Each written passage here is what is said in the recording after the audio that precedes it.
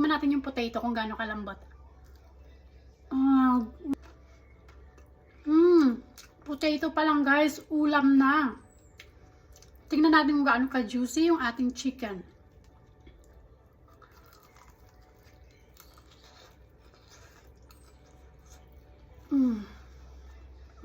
Ang sarap nito sa kanin. Tara na, mag-dinner na tayo.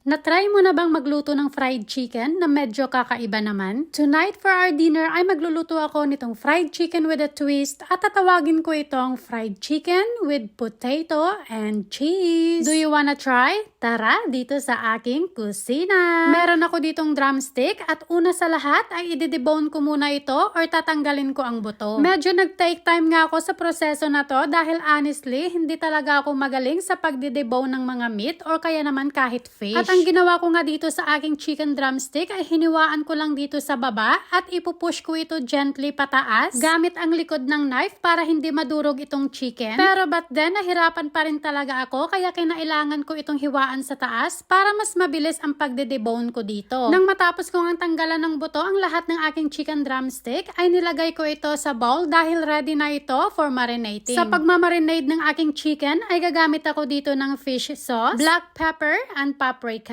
Paghalo-haluin ko lang ito hanggang sa talagang ma-incorporate na ng aking spices itong aking chicken. At para kumapit talaga ang marinade sa aking chicken ay itatabi ko muna ito ng mga 30 minutes to 1 hour. And habang nakamarinade nga itong aking chicken, ngayon naman ay gagawa ako nitong aking batter or yung aking coating para sa aking fried chicken. Gumamit ako dito ng harina, naglagay din ako ng corn flour para mas talagang crunchy ang fried chicken, asin, paminta, paprika, thyme, oregano, garlic powder, onion powder, at paghalo-haluin ko lang ito ng mabuti and then naglagay din pala ako dito ng chicken stock. Dahil mas maraming spices, mas masarap. Parang yung buhay mo, lagyan mo ng maraming spices para hindi boring. Char. Anyways, meron nga pala ako ditong isang potato at paghiwa-hiwain ko ito sa 8 piraso ng mahahaba. 8 piraso dahil 8 piraso din ang drumstick na lalagyan ko. And also, meron ako ditong cheese na nilagay ko muna ng mga 30 minutes sa freezer para tumigas ito ng konti at kapag nilagay ko na siya mamaya sa chicken, ay hindi siya agad-agad ma-melt kapag i-fried ko na yung chicken. And now, finally, ay ilalagay na natin itong mga patatas and cheese sa loob nitong aking chicken drumstick. At kinakailangan ko itong isild para mamaya kapag nag-fried tayo nitong chicken ay hindi matatanggal ang ating cheese and patatas. Kaya naman gumamit ako dito ng toothpick para isild itong aking chicken drumstick. For the safety of our cheese and potato, char. Mas maganda na yung sigurado and safety yung cheese and patatas natin. Baka mamaya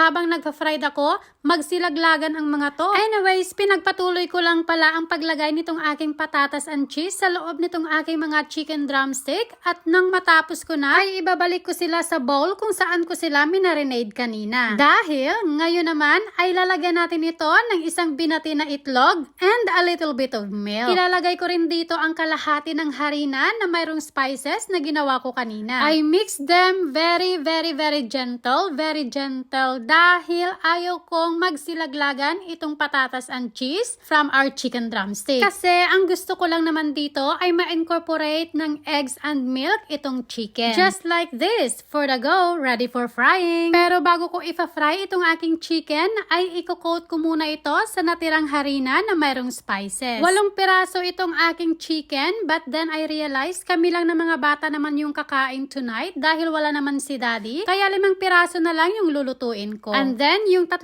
piraso ay itatabi ko muna, hindi ko siya i-coat sa harina, ilalagay ko lang sa fridge for our lunch tomorrow. Anyways, nagpainit nga lang pala ako dito ng maraming mantika at inumpisahan ko nang i-fried itong aking chicken. At habang nagpa-fried ako nitong aking chicken, ay nag-umpisa naman akong gumawa ng garlic rice. Naisip ko kasi may tira kaming rice from last night, kaya masarap yung garlic rice with fried chicken, diba? Garlic rice and a fried chicken. Why not? I'm sure I'm telling you na aamoy ko na ang aking fried chicken Gustong gusto ko nang mag-dinner. Alam kong mapapa-extra rice na naman ako tonight. At nang matapos ko nang lutuin itong aking garlic rice, ay binalikan ko na itong aking fried chicken. Binaliktad ko lang ito at ipa-fried ko lang ng mga 5 minutes. And after 5 minutes ay hahanguin ko lang. Pero hindi pa ito luto.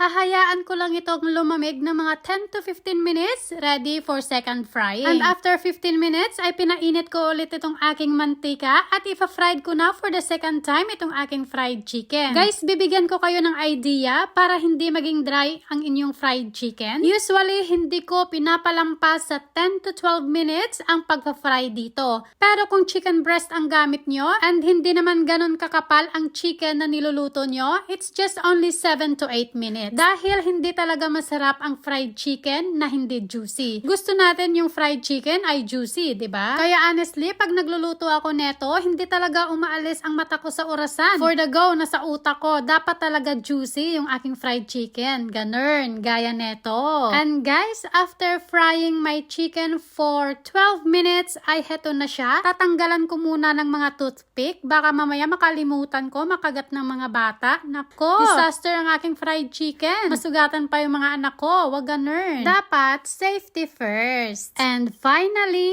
heto na ang aking fried chicken with potato and cheese. Ready na ba kayong tikman itong aking chicken with potato and cheese? Dahil ako'y ready na. Ayan siya. Yung potato. Tikman natin yung potato kung gaano kalambot.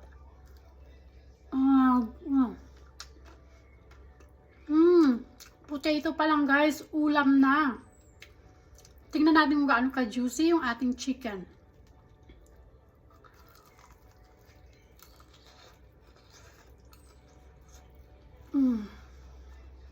Tingnan nyo, ang juicy. Ang sarap nito sa kanin. Tara na, mag-dinner na tayo. Ngayon naman, itry ko ang aking fried chicken with potato and cheese dito sa aking garlic rice. Siguradong mapapa-extra rice na naman ako nito tonight. Char. Grabe guys. Perfect na ulam. Sa iyo at sa mga anak mo. Isa pa. Yung may potato.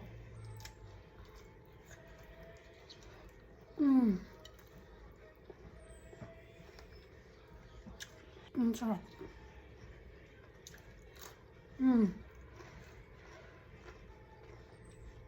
Narinig niyo yung lutong? Sobrang lutong.